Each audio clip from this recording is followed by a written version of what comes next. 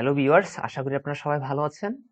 আমি আমার পূর্বের ভিডিও টিউটোরিয়ালে ফরম্যাটিং ট্যাগ নিয়ে আপনাদেরকে একটা বেসিক ধারণা দিয়েছিলাম। এই টিউটোরিয়ালে আমরা ফরম্যাটিং ট্যাগগুলোর ব্যবহার দেখব। সেজন্য প্রথমে নোটপ্যাড ওপেন করে নিলাম। এখানে দেখতে পাচ্ছেন আমি পূর্বে থেকে একটা বেসিক স্ট্রাকচার তৈরি করে রেখেছি। এখন এখানে একটা টাইটেল দিয়েছি, দেখতে পাচ্ছেন একটা টাইটেল দিয়েছি ফরম্যাটিং ট্যাগ নামে। এখন আমি আমার ফাইলটিকে সেভ করব, এটিকে আমি ডেস্কটপে সেভ করব এবং একটি ফাইল নেম দিব, ফাইল নেম ফরম্যাটিং ট্যাগ।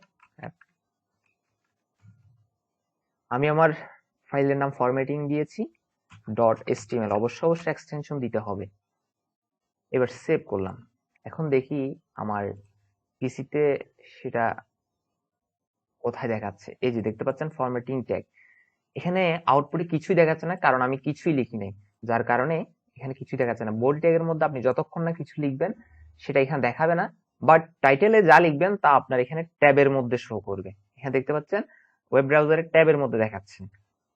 তো প্রথমে আপনাদেরকে একটা প্যারাগ্রাফ ট্যাগের ব্যবহার দেখায়। আমরা যাই লিখি না কেন সবগুলো প্যারাগ্রাফ আকারে এখানে দেখানোর চেষ্টা করব। তো প্যারাগ্রাফ আকারে দেখানোর জন্য আমি কিছু লিখা আগে লিখে রেখেছিলাম, এগুলো এখান থেকে কয়েকটা লাইন কপি করে নিলাম, এখানে পেস্ট করে দিলাম কন্ট্রোল-V দিয়ে। এখন আমি আমার প্যারাগ্রাফ ট্যাগ শেষ করলাম। আপনারা এখানে দেখতে পাচ্ছেন, ভালোভাবে লক্ষ্য করলে দেখতে পাবেন paragraph tag opening, paragraph tag closing. এবার এটার আউটপুটটা কি আসে আমরা একটু দেখি। হ্যাঁ, দেখতে পাচ্ছেন প্যারাগ্রাফ আকারে এই টেক্সটটাকে দেখাচ্ছে। তো এখন আমরা আমাদের ফরম্যাটিং ট্যাগের ব্যবহার দেখব। তো ফরম্যাটিং ট্যাগের ব্যবহার দেখার জন্য এটাকেও আমরা প্যারাগ্রাফ আকারে লিখি, বাট আমি যেটা লিখবো সেটাকে আমরা কিভাবে দেখব, বোল্ড আকারে দেখতে চাচ্ছি। তাহলে বোল্ড আকারে দেখার জন্য আমাদেরকে যে ট্যাগটি ইউজ করতে সেটা হচ্ছে বি ট্যাগ। তো this is bold tag, this is bold tag. Bold tag শেষ করতে হবে, এরপরে প্যারাগ্রাফ ট্যাগ শেষ করতে হবে। আপনারা দেখতে পাচ্ছেন যে প্রথমে প্যারাগ্রাফ ট্যাগ শুরু করেছি, এরপরে বোল্ড ট্যাগ শুরু করেছি, এবং এখানে সেন্টেন্সটার পরে আমি আমার বোল্ড ট্যাগ শেষ করেছি এবং সর্বশেষে প্যারাগ্রাফ ট্যাগ শেষ করছি। এবার দেখি এটার আউটপুটটা কি আসে। আমি একটু রিফ্রেশ করি।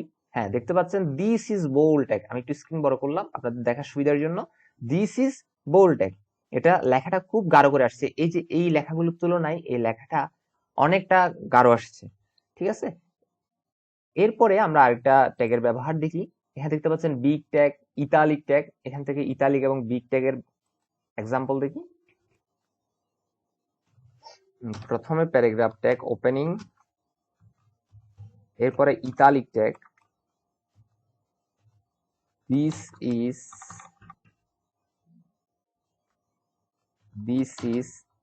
Italic tag. ইতালিক ট্যাগ শেষ করলাম, এরপরে প্যারাগ্রাফ ট্যাগ শেষ করলাম। এবার আউটপুটটা কি আসে আমরা একটু দেখি।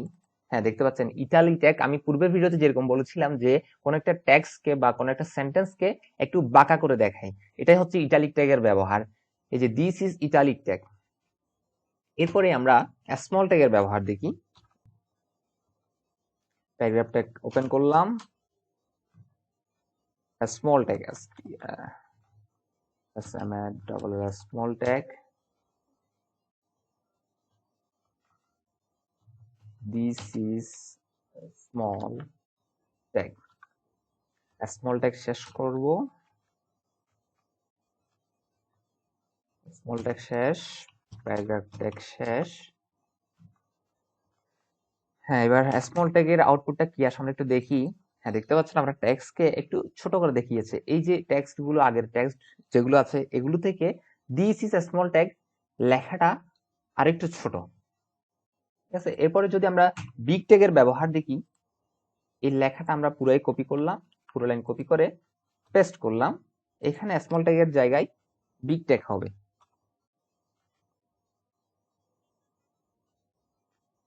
BIG big tag, this is big tag। আমরা স্মলের জায়গায় বিগ করে দিই, আমরা বিগ ট্যাগ করে দিয়েছি। এবার এই বিগ ট্যাগ এর আউটপুটটা কি আসে দেখি। হ্যাঁ, দেখতে পাচ্ছেন দিস ইজ বিগ ট্যাগ, এই দিস ইজ স্মল ট্যাগ এর চাইতে দিস ইজ বিগ ট্যাগ অনেক বড় এসেছে। হ্যাঁ, আপনারা একটু স্ক্রিন আমি বড় করে দিয়েছি, আপনারা দেখতে পাচ্ছেন দিস ইজ স্মল ট্যাগ এর চাইতে দিস ইজ বিগ ট্যাগ অনেক বড়। এটা হচ্ছে বিগ ট্যাগ এর ব্যবহার। ফরম্যাটিং ট্যাগ গুলো ব্যবহার করার কারণে আমাদের যে ডিজাইনটা তৈরি হচ্ছে এটাই হচ্ছে ফরম্যাটিং, টেক্সট ফরম্যাটিং। এই ফরম্যাটিং করার জন্য এই ট্যাগ গুলো খুবই খুবই গুরুত্বপূর্ণ। এখান থেকে আরো কয়েকটা আমরা ট্যাগের ব্যবহার দেখি। যেমন ধরুন এখানে delete tag, delete tag, underline tag, এগুলো একটু ব্যবহার দেখি। প্রথমে আসি আন্ডারলাইন ট্যাগ ইউ।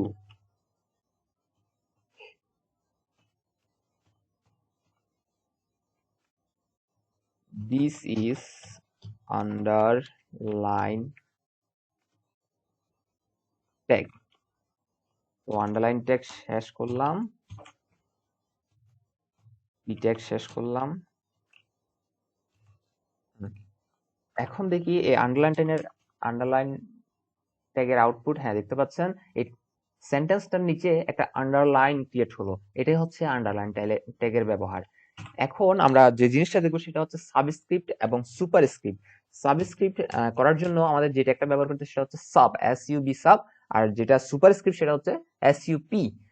তাহলে আমরা সাবস্ক্রিপ্ট বলতে বুঝাই যে নিচের দিকে লেখাটা দেখানোর জন্য সাবস্ক্রিপ্ট ব্যবহার করি, আর হচ্ছে উপরের দিকে লেখা দেখানোর জন্য আমরা সুপারস্ক্রিপ্ট ইউজ করি।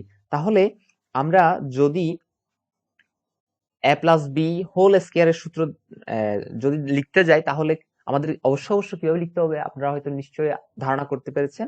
প্রথমে আমাদেরকে প্যারাগ্রাফ ট্যাগ দিয়ে শুরু করব, এরপরে যে জিনিসটা লিখবো সেটা হচ্ছে প্রথমে আমরা a+b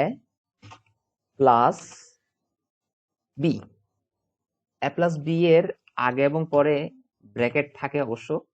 হ্যাঁ, এখন আমরা এখানে যে জিনিসটা দেখতে পাচ্ছি, আমরা যে টুটা লিখবো সেটা উপরের দিকে দেখতে যাচ্ছি, ঠিক আছে।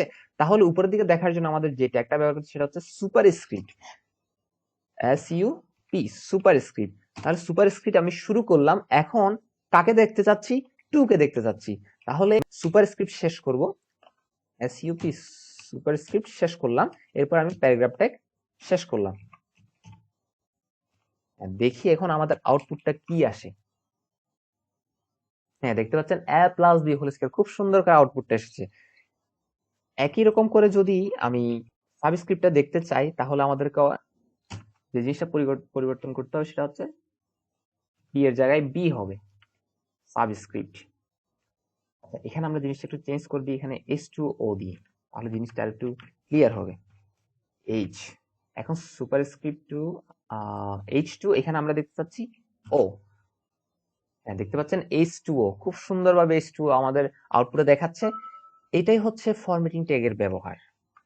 আর জিনিসটা আপনাদেরকে আর একটু ক্লিয়ার করে দিই।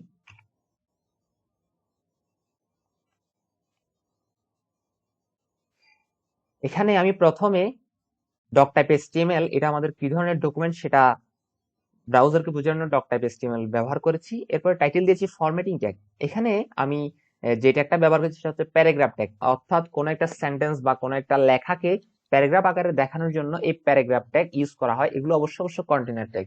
এরপরে আমরা কোন একটা লেখাকে গাঢ় করতে যাচ্ছি, অর্থাৎ বোল্ড করতে যাচ্ছি, বোল্ড করার জন্য আমাদের যে ট্যাগটা ইউজ করছি সেটা হচ্ছে বোল্ড ট্যাগ।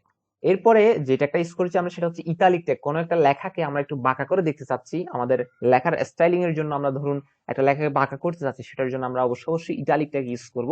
এবং কোন একটা টেক্সটকে আমি ছোট আকারে দেখার জন্য চেষ্টা করছি, সেজন্য আমাদেরকে ব্যবহার করতে হবে স্মল ট্যাগ, যেটা এখানে দেখতে পাচ্ছেন আমি মার্ক করে দিয়েছি।